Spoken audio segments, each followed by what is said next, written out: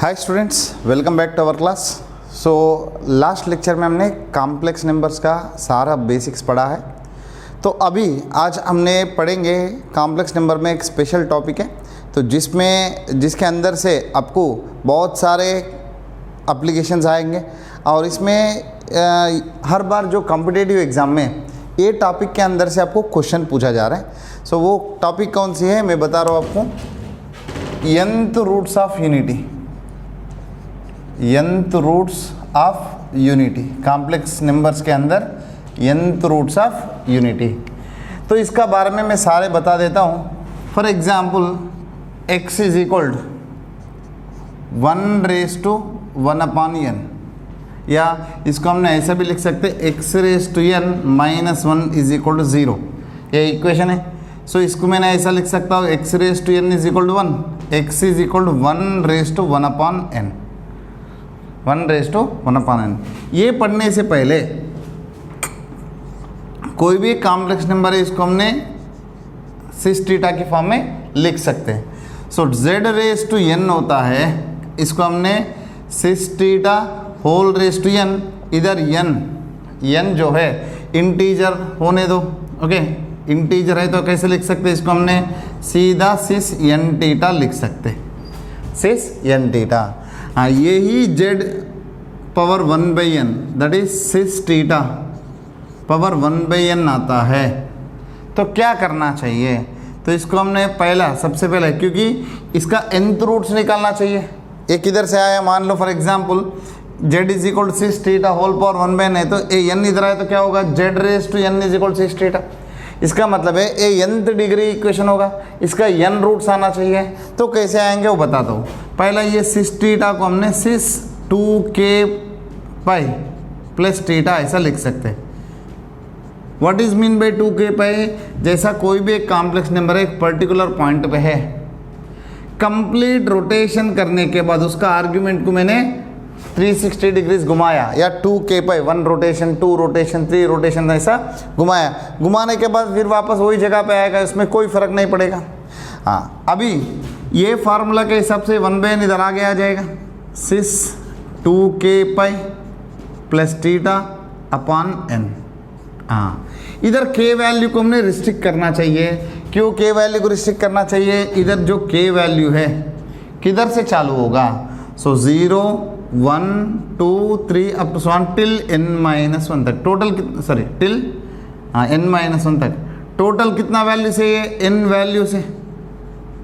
इसमें n अलग अलग वैल्यूज रखे तो z इज इक्वल टू आपको ऐसा मिलेगा, मान लो 0 रखता हूँ सिस थीटा बाई n, उसके बाद सिस कितना आएगा, 1 रखे तो 2 पाई प्लस थीटा अपॉन n, उसके बाद सिस 4 पाई प्लस थीटा अपॉन n, ऐसा आता ही रहेगा। लास्ट में n-1 रखे तो cis 2 into n-1 pi plus theta upon n। So ये होगा nth roots of this complex number. Okay, so actually आपका इक्वेशन क्या दिया था, मान लो इक्वेशन ऐसा दिया z⁻n इज इक्वल टू ऐसा दिया सिस थीटा। ओके, r इंटू सिस थीटा भी ले सकते हैं। z को मैंने कैसे लिख सकता हूँ, सिस थीटा रेज टू 1/n। ठीक है, सो ये 1/n है तो पावर इधर आगे आ जाएगा। जब आगे लेते हो बट आपको एक ही वैल्यू मिले, but this is nth degree equation है तो आपको n रूट्स मिलना चाहिए। तो उसके लिए सिस 2k पाई को, मतलब सिस थीटा को सिस 2k पाई प्लस थीटा ऐसा लिखा। उसके बाद ये पावर 1/n इधर आगे आ जाएगा, इसका मल्टीप्लिकेशन में आ जाएगा। उसके बाद इधर k वैल्यूज जो है सो 0 टू n-1 तक ले लो, आपको टोटल n डिफरेंट वैल्यूज आएगा। वो n डिफरेंट वैल्यूज को आपको n अलग अलग रूट्स मिलेगा। इसको हमने बोलते हैं nth roots of cis theta, nth roots of cis theta. ऐसा सिस थीटा मतलब cos theta plus sin theta, that depends upon the angle, angle change होता है ना, उसके हिसाब से वो चेंज होता रहेगा। बट मैंने 1 लिया, ओके, तो x इज इक्वल टू इधर 1 को मैंने ऐसा लिख सकते हैं cis 0 cos 0 plus i sin 0 whole power 1/n। हाँ, सेम टू सेम इसके हिसाब से इधर थीटा वैल्यू 0 है, इधर क्या लिख सकते हैं हमने, cis 2k pi plus 0 whole raise to 1/n।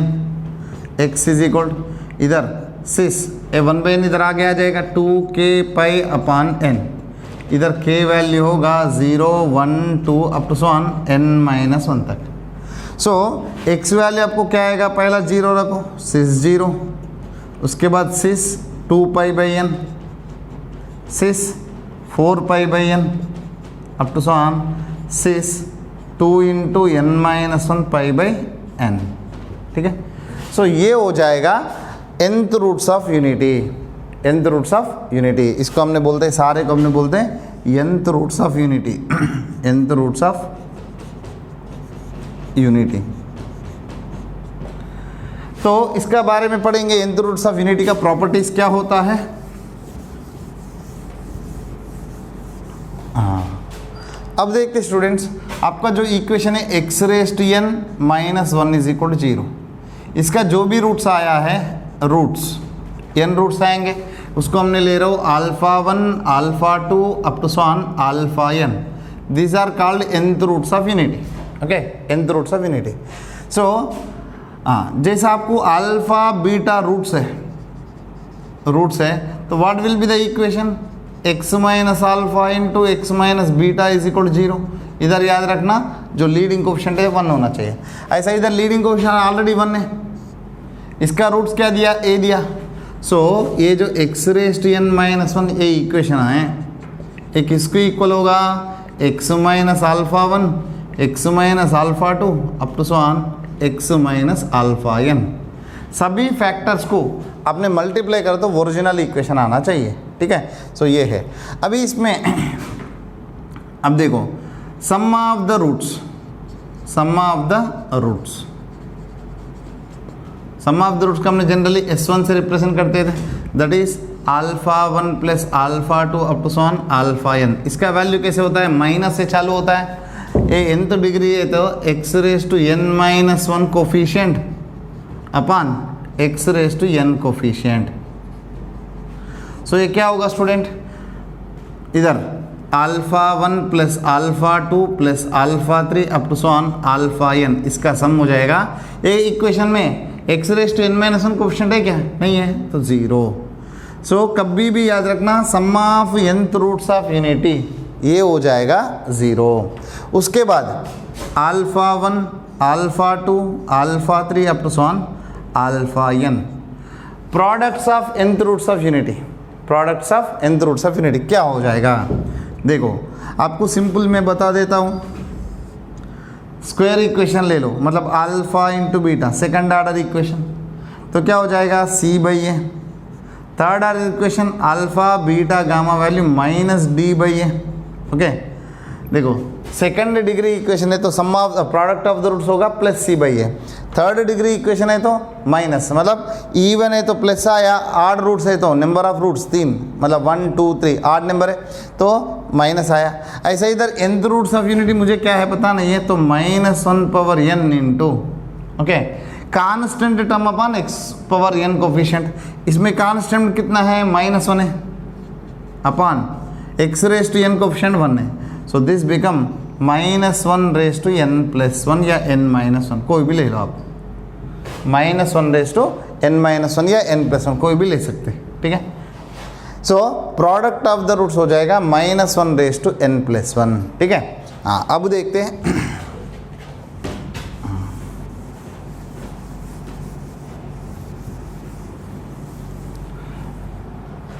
इसमें जैसा x रेज़ टू n-1, इसको हमने ऐसा लिख सकते हैं। देखो इधर हमने लिखा था x is equal to cis 0 cis 2 pi by n, ऐसा लिखा था।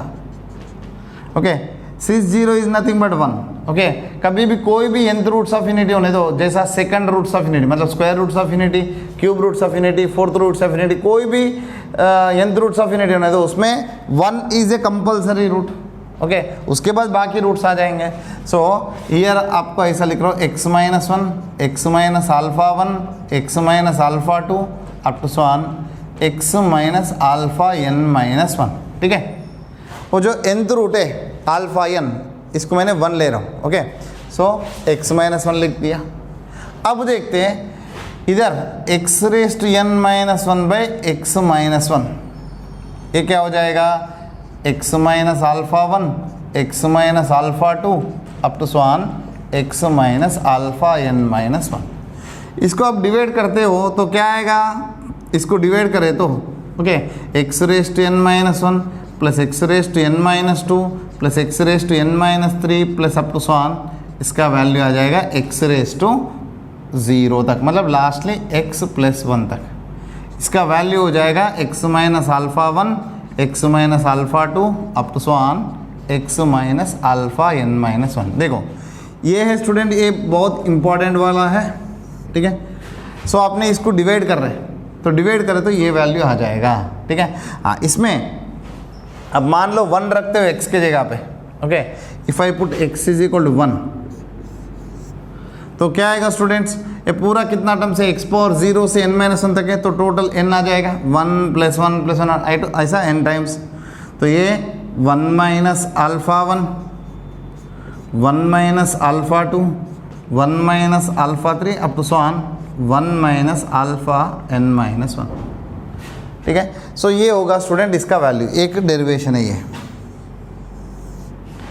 सो ऐसा हमने nth रूट्स ऑफ यूनिटी के बारे में पढ़ा, इसको यूज़ करके हमने square root of unity, cube root of unity, ये सारे करते हैं।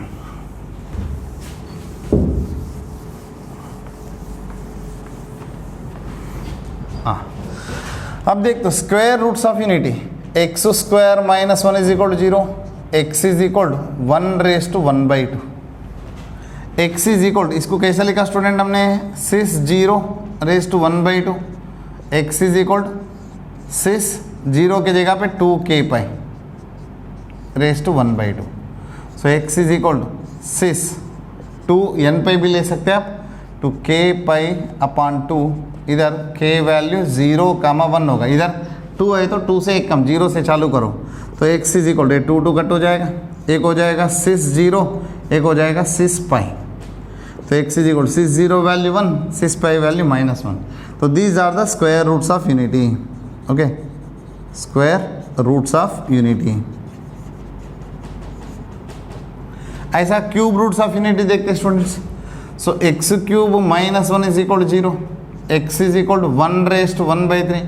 डायरेक्टली मैं लिख रहा हूँ इधर, ए वाला जो है 6 2k pi upon 3, 6 2k pi upon 3, k value क्या क्या लेना है, 0 1 2। तो x इज इक्वल एक आएगा 6 0, 6 2 pi by 3, 6 4 pi by 3, okay.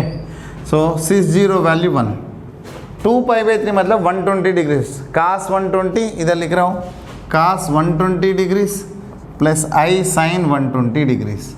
cos 120 value -1/2, sin 120 value √3/2। So -1 plus √3i/2, ये वैल्यू होगा -1 प्लस √3i/2, ये वैल्यू होगा 240। सो सेम टू सेम इधर 240 आएगा, थर्ड क्वाड्रेंट होगा तो ये दोनों में माइनस आ जाएगा। सो -1 माइनस √3i/2, ठीक है। अब इसको हमने ऐसा रिप्रेजेंट करते हैं, 1 एंटायर टर्म को ओमेगा लिए तो ये हो जाएगा ओमेगा स्क्वायर। क्यों ओमेगा स्क्वायर, देखो इसको अपने स्क्वायर रखते हो, देखो 6 2 पाई बाई 3 इसका स्क्वायर रखते हो तो क्या हो जाएगा, ए 2 इधर आगे आ जाएगा, 6 4 पाई बाई 3, ठीक है। सो इसका स्क्वायर है, तो इसके लिए ये ओमेगा है तो इसको ओमेगा स्क्वायर, वरना इसको स्क्वायर करके देखो तो भी आपको यही मिलेगा, ठीक है। हाँ, सो ये तीनों को हमने बोलते हैं क्यूब रूट्स ऑफ यूनिटी, ये इंपॉर्टेंट है, क्यूब रूट्स ऑफ यूनिटी। इसमें 1 plus omega square, sum of the nth roots of unity is always 0, product of the nth roots of unity 1 into omega square, इसका value -1 power n plus 1 that is 3 plus 1। So omega cube इसका value हो जाएगा 1। आप ये याद रखना students, यही नहीं, omega power 3k plus omega power 3k plus 1 plus omega power 3k plus 2, okay. So sum of the 3 consecutive powers of omega, sum of the 3 consecutive powers of omega, okay. Omega की 3 consecutive power है, इसका सम हमेशा 0 हो जाएगा। ए value होगा 1, ए value होगा omega, ए होगा omega square, ये याद रखना स्टूडेंट्स। एंड ओमेगा पावर 3 के वैल्यू हमेशा 1 हो जाएगा। सो इसके ऊपर क्वेश्चन पूछने का प्रोबेबिलिटी ज़्यादा है, और इसके रिलेटेड में बहुत सारे फार्मूला से वो करेंगे हम आगे। उसके बाद फोर्थ रूट्स ऑफ यूनिटी आप आराम से कर सकते हैं, ये मैंने प्रोसीजर से बताया, नॉर्मल से कैसे करते हैं। तो x⁻⁴ is equal to 1, x⁻⁴ -1 is equal to 0, इसको मैंने ऐसा लिख सकता हूँ x² -1 into x² + 1 is equal to 0, x² -1 is equal to 0, x² + 1 is equal to 0, x² is equal to 1, इधर x² इज इक्वल टू -1, इधर x is equal to +r-1, इधर x is equal to +r-√-1, x is equal to +r-i।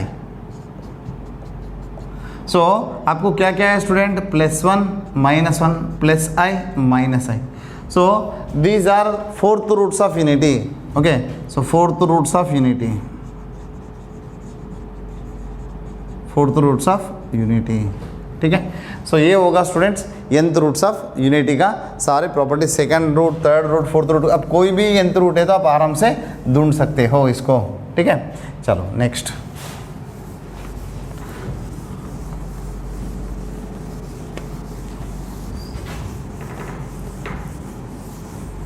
जैसा कोई भी complex number equal है तो उसका real और इमेजिनरी पार्ट्स इक्वल होना चाहिए। उसके बाद तो इसका कुछ मेंस लेवल की फार्मूलास है तो वो आगे हम करेंगे। जैसे इसमें क्वेश्चंस करेंगे, कुछ क्वेश्चंस ऐसा दिया है। So modulus of √3 + i upon 1 + i into 1 + √3i, ठीक है। तो इसका मॉड्यूलस पूछा है स्टूडेंट्स। इसका मॉड्यूलस मतलब कैसे करते हो, देखो ऊपर एक कॉम्प्लेक्स नंबर है, नीचे 2 कॉम्प्लेक्स नंबर है, तो हमारा मॉड्यूलस का फार्मूला के हिसाब से मॉड √3 + i अपॉन, इधर भी नीचे दोनों को सेपरेटली मॉड आ जाएगा, 1 + i mod 1 + √3i। Modulus of x + i क्या होता है स्टूडेंट्स, √x² + y², ठीक है। सो वो हिसाब से इधर आ जाएगा √√3 का स्क्वायर 3 हो जाएगा, 1 का स्क्वायर 1 हो जाएगा, अपॉन √, इधर 1 + 1, इधर 1 + 3, ये दोनों कट हो जाएगा। सो 1/√2। अब इसको पूरा सिंप्लीफाई करने का ज़रूरत नहीं है, मॉड्यूलस फाइंड करना है तो हाँ, ऐसा same to same argument find करना है। आर्गुमेंट ऑफ एक कॉम्प्लेक्स नंबर है √3 + i by 1 + i into 1 + √3i। Okay, देखो स्टूडेंट्स आपको मैं बताता हूँ आर्गुमेंट ऑफ x + iy ये कैसे होगा। देखो मान लो x, y both greater than 0 first quarter में है, तो directly tan inverse of y/x, tan inverse y/x directly जो भी वैल्यू आता है वो करो। मान लो सेकंड क्वार्टर में है, x नेगेटिव है, y पॉजिटिव है। सो आपको कैसे करना, pi minus tan inverse of इधर modulus of y/x। Okay, modulus of y/x। उसके बाद मान लो x भी थर्ड क्वार्टर में है, y भी नेगेटिव है, दोनों थर्ड मतलब पॉइंट थर्ड क्वार्टर में है, तो -pi plus tan inverse of इधर मॉड्यूलस ऑफ y/x, दोनों पॉजिटिव लेना चाहिए। उसके बाद मान लो x पॉजिटिव है, y नेगेटिव है, फोर्थ क्वार्टर में है, तो सीधा -tan inverse of mod y/x। सो इधर अंदर जब भी आप tan लेते हो जो वैल्यू है वो पॉजिटिव ही लेना चाहिए, तो ये वैल्यू आपको लगाना पड़ेगा। सेकंड क्वार्टर में तो 180 से कम, थर्ड क्वाड्रेंट है तो -180 से कम, तो -180 प्लस थीटा, फोर्थ क्वाड्रेंट है तो डायरेक्टली नेगेटिव। अब इधर और भी फार्मूला हमने पढ़ा था, argument of Z1 into Z2, ये हुआ था argument of Z1 plus argument of Z2। Argument of Z1/Z2 ये पढ़ा था हमने argument of Z1 minus argument of Z2, ऐसा पढ़ लिया था। अब देखते स्टूडेंट्स, इधर 1 2 3 कॉम्प्लेक्स नंबर है, जो डिनोमिनेटर है वो माइनस में आएगा, जो न्यूमरेटर में पॉजिटिव में आएगा। Argument of √3 plus I, minus है दोनों नेगेटिव में, argument of 1 plus I minus argument of 1 plus √3i। अब देखो स्टूडेंट, इसका क्या हो जाएगा, tan इनवर्स ऑफ, सारे फर्स्ट क्वार्टर में है तो यही condition, tan inverse of y/x 1/√3 minus tan inverse of 1/1 minus tan inverse of √3/1। सो ये हो जाएगा 30 डिग्रीज, ये हो जाएगा 45 डिग्रीज, ये हो जाएगा 60 डिग्रीज। अब देखो स्टूडेंट, 30 हटाए तो 15 बचेगा, 75, तो माइनस 75 डिग्रीज। Okay, minus 75। सो 75 को कैसे लिख सकते हैं, देखो 30 डिग्रीज को आप ऐसा लिख सकते हैं π/6, 15 को कैसे लिख सकते हैं π/12, तो 15 5 = 75, सो 5π/12 माइनस 5π/12। ओके, तो ये पूरा कॉम्प्लेक्स नंबर का आर्गुमेंट है। उसके बाद ये पूरा कॉम्प्लेक्स नंबर को z मान लो। ओके, ये पूरा कॉम्प्लेक्स नंबर को z लिए तो हमने z को कैसे लिख सकते हैं, पोलर फॉर्म में। देखो उसका मैग्नीट्यूड कितना है, 1/√2 इंटू 6, इसका एंगल कितना है, तो माइनस 5π/12। सो ये पूरा कॉम्प्लेक्स नंबर को हमने मॉड्यूलस एम्पलीट्यूड फॉर्म में ऐसा लिख सकते हैं। मॉड्यूलस पता है, उसका एम्पलीट्यूड पता है, तो r इंटू 6θ ऐसा लिख सकते हैं। ये कॉम्प्लेक्स नंबर का क्वेश्चन है स्टूडेंट्स। उसके बाद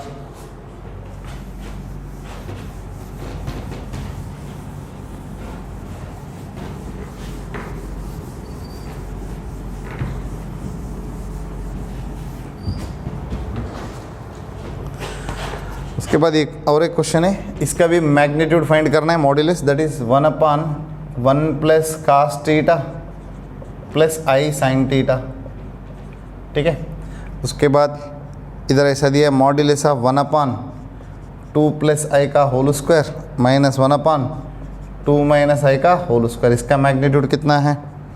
उसके बाद माड बीटा वैल्यू 1 है, then magnitude of beta minus alpha upon 1 minus alpha bar into beta, इसका वैल्यू कितना है।